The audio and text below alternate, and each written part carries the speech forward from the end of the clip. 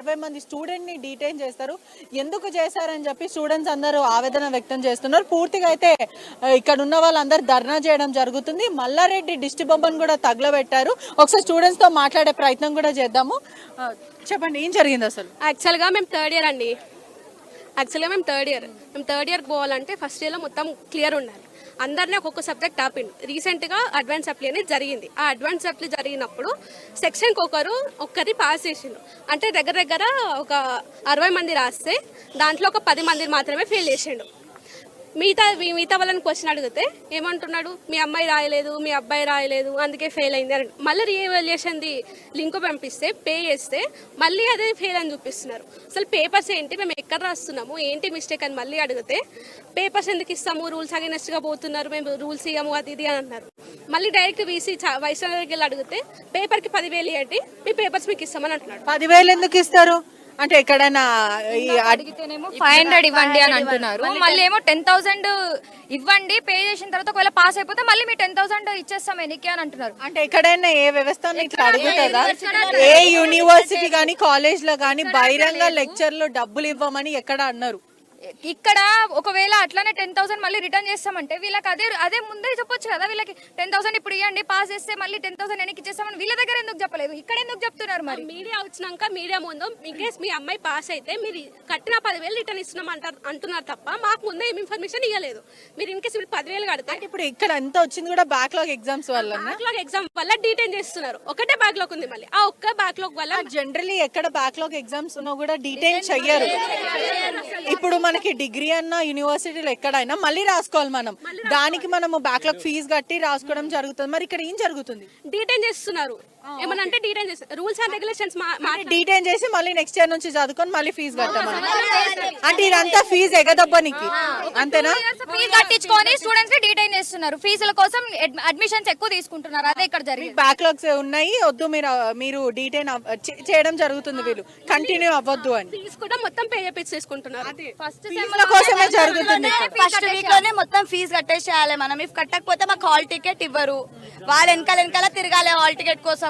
అదే ఇప్పుడు వాళ్ళు అందరు కూడా బిఎస్సి స్టూడెంట్స్. అందరూ బిఎస్సి. ఫీజు ఎంత ఇక్కడ?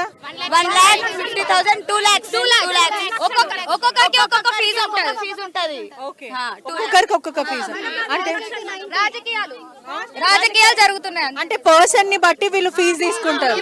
1,50,000 ఉన్నది అనుకో, నాకు 2 lakhs ఉంటది. నాకు 2 lakhs ఉంటే 1,20,000 ఆమెకు ఉంటది. అట్లా అంటే ఇక్కడ పర్సన్ ని బట్టి అంటే మొహాలు చూసి ఫీజులు తీసుకుంటున్నారు. వెరిఫికేషన్ చూసి దాన్ని బట్టి రికమెండేషన్స్ చేసుకొని బ్యాక్గ్రౌండ్ ఏముంది, ఇన్ కేసు వీళ్ళ దగ్గర నుంచి ఎక్కువ తీసుకోగలిగితే ఎక్కువ ఇచ్చేస్తున్నారు. చాలా దారుణం అయితే. అంటే ఇక్కడ జనరల్లీ బ్యాక్లాగ్స్ ఎక్కడ ఉన్నా మళ్ళీ మనము సప్లీ ఫీజు కట్టుకొని రాసుకుంటాం. కానీ ఇక్కడ డీటైన్ చేసి వీళ్ళు మళ్ళీ 1 year చదివించి వీళ్ళు ఫీజుల కోసం ఇదంతా చేస్తున్నారు. రేపు ఎగ్జామ్ ఉన్నదా, ఈ రోజు ఇచ్చి రిజల్ట్స్ అప్పటికప్పుడు మేము ఎవరినైనా అడగాలి. మేము అది కూడా మేము ఇంటికి వెళ్ళినాక ఇచ్చి రిజల్ట్స్ ఎవరినైనా అడగాలి. మేము అది అలా అవుతుంది. కావాలని చేస్తురా, ఎలా చేస్తురా? యూనివర్సిటీలో ఎలా ఉంటది మొత్తం అన్ని చూసుకుంటే కూడా ఫుడ్ సరిగ్గా ఉండదని అనేక ఆరోపణలు అనేక ఆరోపణలు వస్తున్నాయి. ఫుడ్ సరిగ్గా ఉండదని మీరు గతంలో కూడా చాలా సార్లు ధర్నా చేయడం జరిగింది. దయచేసి ఒకళ్ళు వెనకాల ఒకళ్ళు మాట్లాడు. ఇప్పుడు ఇంకొకటి ఏంటంటే మొత్తం 90,000 ఒక్క 1 year ఉండాలంటే హాస్టల్లో 90,000 కట్టాలంట. ఒకటేసారి ఎలా కడతారు అక్క? మళ్ళీ కాలేజ్ లో కూడా మళ్ళీ ఫీజు మొత్తం ఒకటే ఫీజు లాగా లేదా మీకు? 1 second టర్మ్ ఫీ ముందు చెప్పారు 2 terms అన్న 3 terms అన్న ఉంటదని. తర్వాత ఏం చేసారు, సింగిల్ పేమెంట్ చేసేయాలంట. ఎట్లా చేస్తారు అక్క పేరెంట్స్? నేను ఫస్ట్ ఇయర్ లో ఉన్నప్పుడు 75 కట్టించుకున్నారు. విత్ ఇన్ సెకండ్ ఇయర్ కి వచ్చాక 90K విత్ ఇన్ ఒక్కసారికి కట్టేయాలని చెప్పారు. ఫీజు పెరిగిపోయింది. మళ్ళీ ఫుడ్ సరిగ్గా పెట్టట్లేదు హాస్టల్. పురుగులు వచ్చినాయని అడ్వైజరీస్ కి వాళ్ళకి చెప్తే ఏమన్నారు, ఆర్డర్ పెట్టుకోండి, ఇంట్లో పురుగులు వస్తే మీరు తినరా, పక్కకు తీసుకొని. ఇంట్లో పురుగులు ఎందుకు వస్తాయి? ఇంట్లో పురుగులు వస్తే తినరా అని అన్నారు. ఇంట్లో పురుగులు వస్తాయి కదా, ఈడ తిన్నీకే మీకు ఏమైతుంది అని అన్నాడు. అక్క తెల్లారి సార్ పేరు ఏంటి? ఫ్యాకల్టీ సార్ పేరు రాజారెడ్డి సార్, డీన్ సార్ ఉన్నారా ఇప్పుడు లోపల? ఉన్నాడు. అవుటింగ్ కూడా చక్కగా అయ్యారు. పూర్తిగా కూడా ఇక్కడ ఉన్న పిల్లలందరూ కూడా ఆరోపిస్తున్నారు, సరైన వసతులు లేవు, మాకు ఫెసిలిటీస్ లేవు, లక్షలు ఫీజులు మేము కడుతున్నామని చెప్పడం జరుగుతుంది. ఇక్కడ కొంతమంది మద్దతు పలికిన వాళ్ళపైన కూడా దాడి చేశారు. మనం ఇక్కడ చూడొచ్చు కూడా వాళ్ళపైన పూర్తిగా గాయాలు కనిపిస్తున్నాయి. ఏం జరిగింది చెప్పండి. యాక్చువల్లీ ఏంటంటే ఒక 60 మెంబర్స్ ఇట్లా మమ్మల్ని డిటైన్ చేసిరని చెప్పేసి మైనంపల్లి హనుమంతరావు దగ్గరికి సార్ అన్న దగ్గరికి వచ్చారు. ప్లస్ ఇంకొకటి ఏంటంటే మా దగ్గర కూడా వచ్చి ఇట్లా ప్రాబ్లం ఉందన్న, ఇట్లా మీరు సోషల్ వర్కర్ కదా, మీరు పని చేస్తారు కదా, కొంచెం చేయండి. ఏంటంటే ఇట్లా ప్రాబ్లం ఉంది. ఏం ప్రాబ్లం ఆగండమ్మా, ఏం ప్రాబ్లం ఉంది అని చెప్పేసి నేను అడిగిన. ఇట్లా డిటైన్ చేసేసి మా ఎగ్జామ్ రాయనిస్తలేరు, మమ్మల్ని రాయనీయకపోతే మేము ఏం చేయాలా, మా ప్రాణాలు పోవాలా, మా ఇంట్లో ఫీజులు కట్టుకుని మేము హాస్టల్లో ఉంటున్నాం, మేము ఏం చేయాలో అర్థమైతలేదు, మేము దొంగతనంగా ఇప్పుడు బయటికి వచ్చి మీకు చెప్తున్నాం అన్న అంటే సరే అని చెప్పి మేము కాలేజ్ దగ్గరికి వచ్చినాం. కాలేజ్ దగ్గరికి వస్తే వీసీ ఏమంటాడంటే మాకు సంబంధం లేదు, నువ్వు ఊరికి చెప్పుకో చెప్పుకో అన్నాడు. చెప్పుకో అంటే ఇక మాకు నెత్తి తిరిగింది. మల్లారెడ్డి అసొంటోడు ఇప్పుడు ఇన్ని కాలేజీలు నడిపిస్తుండు, వాడు దొంగలు అందరికీ తెలుసు. పోనీ అని చెప్పి ఎందుకు మంచిగా మర్యాదగా మాట్లాడదాం అనే వారికి వీళ్ళని కనీసం తిండి సగా పెట్టాడు, ఫీజుల మీద ఫీజులు. ఏం చేసా ఇక్కడ ధర్నా చేసే వరకు ఏం చేసి పోలీసులను పిలిపించి మస్తు కొట్టించింది. ఇట్లా నేనేమంటున్నా, కొట్టిపి బాధ ఏం లేదు, వీళ్ళకి న్యాయం జరగాలని ఇంత దూరం వచ్చినప్పుడు నువ్వు ఇన్ని కోట్లు సంపాదించినావు, 100 కోట్లు ఇస్తా అంటున్నావు, పిల్లల తిండి కూడా గుంజుకుంటున్నావు. నీకేం బతుకురా బాయ్, ఇది ఒక బతుకారా? ఇది ఒక బతుక? నేను జీవితంలో నేను ఒకటే అడుగుతున్నా, 500 కోట్లు ఇస్తా అంటున్నావు పోయి కాంగ్రెస్ లా, నీ అమ్మ పిచ్చకుంటోడా, ఇంక పిల్లలకి చదువు మంచిగా చెప్తే వీళ్ళే కదరా నీకు బంగారం రేపు పొద్దుగాల. నీకెందుకురా, నీకెందుకు 500 కోట్లు కట్టుకొని పోతావురా పైనకి? 1000 కోట్లు అంటావు, 2,000 కోట్లు అంటావు, చచ్చిపోతావా తీసుకొని? పోయేటప్పుడు కట్టుకొని పోతావా? నేనేమంటున్నా, 100 కోట్లు పెట్టుకోరా, 100 కోట్లు నీకు ఒక 100 కోట్లకి ఎంటికల్ లేక సమానం కదా.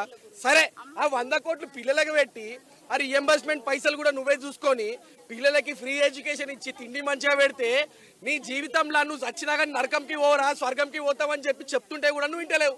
ఈ కాలేజ్కి వస్తే పోలీసులను పెట్టి కొట్టిస్తావురా కొడుకను? అరే గుర్తుపెట్టుకో, ఇన్ని రోజులు అయిపోయిందో అయిపోయింది. నువ్వు ఒక ఎట్లా, నేను పూలమ్మినండి, నేను పాలమ్మినా, ఏమమ్మితోరా? అన్నమ్మిండు, పూలమ్మిండు, బోర్వెల్ వేసిండు, పాలమ్మిండు, ఏడమ్ముతాడ కబ్జాలు పెట్టిండు. కబ్జా నాక దొంగ, చోర్, బ్లాక్ మెయిలర్ మల్లారెడ్డి. రేవంత్ రెడ్డి అన్న గుర్తు పెట్టుకో, రేవంత్ అన్న తెలుసు కదా, ఆట మొదలు పెట్టలేదు, స్టార్ట్ చేయలేదు, ఇంకా స్టార్ట్ చేసిండు అనుకో. నాకు గుర్తు పెట్టుకో, పని చూసుకోవాలా, యాద పెట్టుకో. అక్క మాకు ఇప్పుడు పురుగులు వచ్చింది, ఒక్క నిమిషం ఆగండి. మాకు హాస్టల్ ఫుడ్స్ లో పురుగులు వచ్చాయి. క్వశ్చన్ చేస్తే రేపు తెల్లారితే ఎగ్జామ్లు ఉన్నాయి, పోయి చదువుకోండి, ఇష్యూ చేయకని చెప్పింది. ఈ వీడియోలు దానికి మెసేజ్ కూడా ఉన్నాయి మా దగ్గర. మళ్ళీ ఇంకొక మాట ఏంటంటే బీటెక్ వాళ్ళకి ఎగ్జామ్స్ లేవు, మీకు ఉన్నాయి.